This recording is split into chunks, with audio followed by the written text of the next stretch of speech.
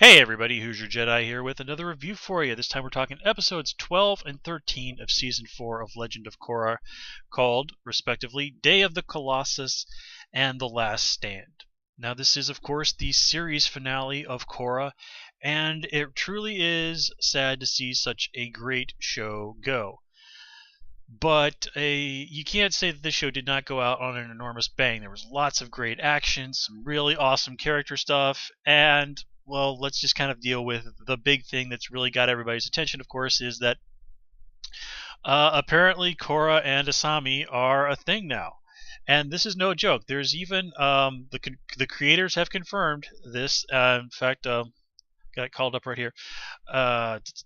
Here we go. Yeah, DiMartino said, "With our intention with the last scene was to make it as clear as possible that yes, Korra and Asami have romantic feelings for each other." And Kunisko kind of went on to say in his own post, which was called Korra-Asami is canon. You can celebrate it, accept it, get over it, or whatever you feel the need to do, but there is no denying it. That is the official story. We've received some wonderful press in the wake of the series finale at the end of last week, and just about every piece I read got it right. Korra and Asami fell in love.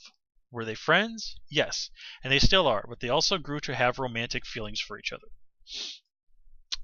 And they both kind of talk some more about this and elaborate on all of it and whatnot. But I guess the question here is, a lot of people are sort of like, well, what are they bi now, or what's going on here? Well, at the end of the day, whether or not they're Korra and Asami are bi, or if this is kind of a case of pansexuality, where it's not gender that people are attracted to, it's people. I guess probably one of the better examples that's out there in pop culture is Jack Harkness and Ianto Jones from Torchwood, where Jack Harkness is basically in a lot of ways kind of an omnisexual.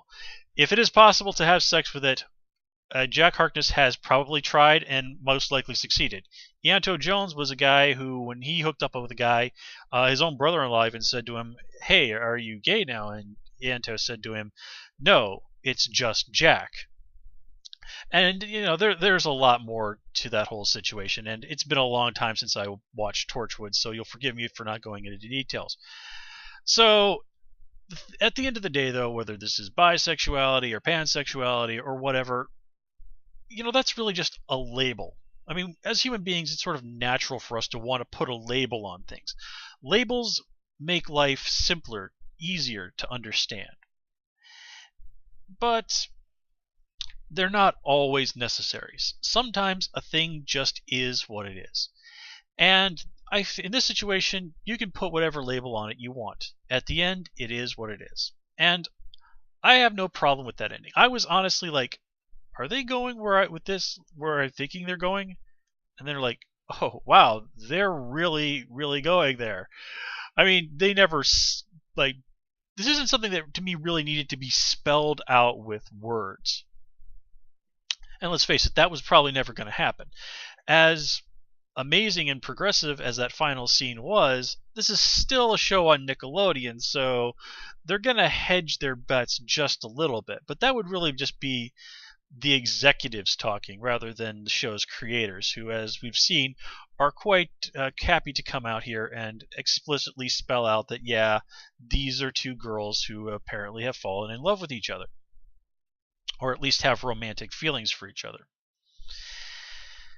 And, it is like they said, some people are going to be really upset by this. Some people are just going to try and pretend as hard as they can that other possibilities are going to be going on for Korra and Asami romantically. But again, it is what it is. And as I'm making this, it's just over a week until we hit 2015. So I would like to think that at this point in history, we can have something like this and just have it be. It doesn't have to be a huge issue. Now, of course, there are a lot of issues involving gay and bisexual people and all this other stuff going on out there in the world. There are places where, having a relationship with a person of the same gender will get you thrown in prison or killed. So we can't pretend that this isn't something that is noteworthy.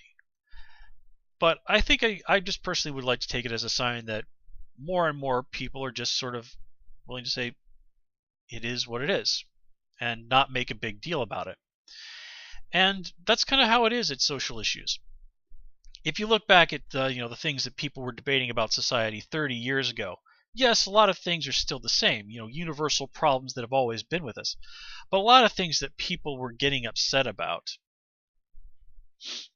are things like you and I just were like, why was that ever even a debate? I mean, at one point they were actually debating, whether or not women deserve to be paid the same as men for doing the same job, and there were actually people who went out there and made cases against that. And while there is still income inequity between men and women, the idea that somebody would actually go out there and say, no, if a woman is doing the same job as a man, she should be paid less. In modern Western society, that would just pretty much be unthinkable. And I have the feeling, no, I have the certainty that this is where we're kind of going in regards to relationships between people of the same gender. 30 years from now, people are just going to be sitting around wondering why so many people spent so much time getting their shorts in a knot over this. So, with that said, let's kind of move on and talk about some of the other aspects of these episodes. First of all, really, really great action with taking down the Colossus, and I liked how it took everybody and everything they had to pull that victory off. And I wasn't terribly surprised when Hiroshi died. A situation like this, a big series finale, an enormous win for the good guys, that has to come at some cost. And in most shows, whenever they pull something this big, yes, it does often mean that a character is going to die. Now, I know a lot of people were speculating, well, maybe Korra will die, or maybe Mako will die, and they did heavily hint that maybe Mako was going to die. But of all the people who were running around at the time here at the end, Hiroshi being the one to die made sense. It served as a way of him fully redeeming himself. It kind of gave Asami some closure on her relationship with her father, and kind of put her in a position where she would really want someone to lean on, and basically kind of creates that really perfect moment for her and Korra to go to the next stage in their relationship. Now, one thing that I think I had to kind of think about after I watched these episodes was that whole bit where Korra goes, maybe all the things that I've had to go through these last 3 years were in order to teach me compassion. And this is when she's saying it to Kuvira. Now, this struck me as slightly odd, but when I thought about it, I realized what Korra was actually trying to say. It wasn't that Korra was incapable of compassion before. We've shown her, being caring towards other people, showing kindness to other people. But being kind to strangers who are in trouble, or people who are your friends or family that you naturally care about, is very different than showing compassion towards your enemy, towards someone who has done wrong to the people that you care about, who has threatened the place that you call home. And Korra even kind of spells it out to Kuvira that she and her are actually quite similar. So I think what Korra was saying is that if she hadn't gone through the suffering that she had in recent times, she would have just seen Kuvira as nothing but an enemy, and would have just gone in there and, in that final battle, used the Avatar state to squash her like a bug. Or, maybe used energy bending to take away her powers. But here, at the end of it, she's able to talk Kuvira into surrendering.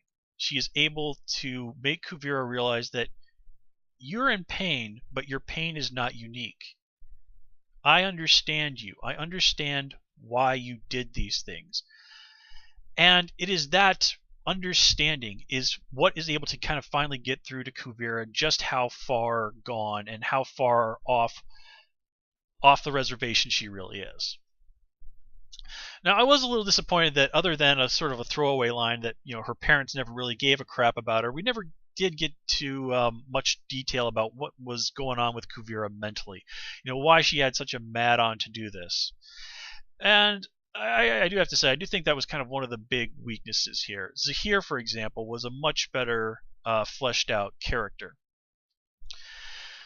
But we did still get to see some nice moments with her, and I love that bit at the end where, Kuvira says, I surrender and I will accept whatever punishment is handed down to me. And Sue just sort of slaps the cuffs on her and says, you're going to pay for what you've done. And on the one hand, it's awesome because, Kuvira certainly had this coming. But on the other hand, this is somebody that Sue has basically treated like a daughter who manipulated Sue's own biological son into basically betraying his family. I mean, it's very satisfying, but also very heartbreaking at the same time. This is a situation where, Sue will probably almost certainly forgive Batar Jr. and probably already has. But forgiving Kuvira, well, that's going to be a taller order. So let's see. No, nothing really particular to say about Tenzin or any of his kids. I did really enjoy that scene with Pima trying to play kindergarten teacher to the people at the train station. Didn't go too well there, but I'm glad that they did give her one last moment to really kind of shine and show that she was a capable person who, even though she didn't have bending or anything like that, was still capable of going out there and pitching in and making a meaningful contribution. And you got to give Prince Wu a lot of credit. He really has come a long, long way. Him calling up the badger moles and using his singing to distract the soldiers so that the moles can take the soldiers down. That was really great, and as expected, he did say, I'm going to step down and turn the Earth Empire, Kingdom, whatever, into a democracy. Now, he does sort of say that he's going to need, and Korra says, well, yeah, I'll totally help you with that. Somehow, I don't think it's going to be quite as easy as Prince Wu thinks. I mean, it's not unreasonable to think that the Dai Li are still out there. And remember, their whole thing, originally, their mission statement was preserve Earth Kingdom culture. And having the ruler of the Earth King basically chuck the monarchy out the window. Well, I have the feeling that the remnants of the Dai Li are probably going to have something to say about that. So it really wouldn't surprise me at all if sometime in 2015 we do see Legend of Korra comics as an official continuation of the show, just like what we've seen with the last Airbender comics, which are signed off on by the show's creators. Things like, and I've read some of them, and there you get to see, for example, the founding of the Air Acolytes, and Toph founds that bending school that she even mentioned several episodes ago. So again, those comics are 100% genuinely considered canon. And of course, the show leaves quite a few questions unanswered that the comics would be the perfect place to pick up on. We never did find out who Sue's father is. As I said, there's probably going to be trouble transitioning the Earth Kingdom into a democracy.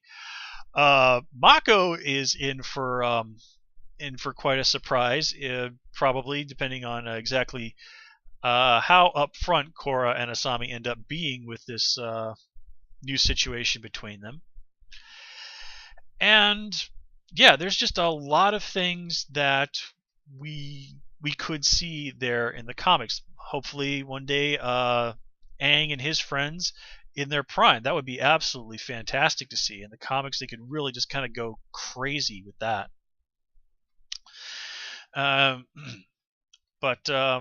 Anyway, I don't think it's been confirmed that they're going to be doing Korra comics yet, but they're still continuing to do Last Airbender comics, so I think it's really only a matter of time. But anyway, getting back to the characters. Nothing particular to say about Bolin, just he really has come a long way. It doesn't seem like he ever got metal bending down. Again, another thing they could kind of touch on in the comics. But he's still a hell of a lava bender, and I definitely love that scene between him and Mako where it sort of looks like Mako might sacrifice himself to take down the Colossus, but Bolin saves the day. And of course they have that little brothers kind of telling each other that they love each other. Really cute, sweet stuff. Let's see. We didn't really see much. We got like kind of cameos from Kai and Opal. Varric and Julie got married, and yeah, them and him proposing to her, all very sweet stuff. yeah, I can't really say anything beyond that. It was just so well done. It kind of felt like, yeah, Varric really has changed. He's somebody that they can count on, and he'll have Julie around to make sure he stays on the straight and narrow. And that is really a nice way to just sort of go out on a very hopeful moment, and of course to throw in cameos from a lot of characters. We got to see another cameo from Tahoe, who we saw a little while ago. I didn't realize he was quite so popular a character, but all right, well, whatever. And let me see, anything else?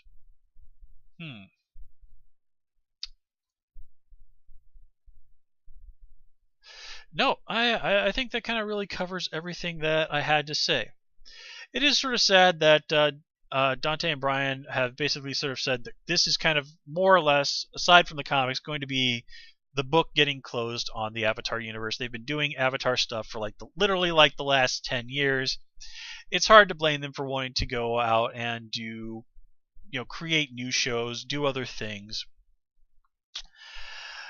But never say never, I suppose.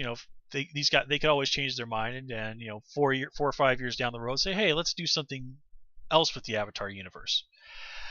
But even if that never happens, even if this, apart from the comics, is the end, then Korra has been a hell of a ride. It's done so much well, and as this episode proves, it's broken down a lot of barriers for animation here in America. I mean, you can't look at the success of Korra and say that you can't do a female protagonist in an action adventure show and that it wouldn't work, because basically Korra has stomped that one into the dirt. I can't imagine that anybody is realistically going to try and make that claim again. And just the note we go out on is, I think, going to be a real hallmark milestone point for inclusiveness in Western animation. And if nothing else, Korra will be held as a real high mark, a real high standard of animation quality, characterization, plotting, story development, acting, just really everything you could really ask for in an animated show like this. I mean, yes, the show has its flaws. Yes, it's had its moments where it's stumbled and even occasionally fallen flat on its face. But nothing's perfect. But at the end of the day, this was a great series. I really had a load of fun watching Korra, and it's always going to have a special place in my heart. And just as a reviewer, I've gotten a lot of viewers and subscribers and had a lot of great conversations with other fans here on YouTube because of this show.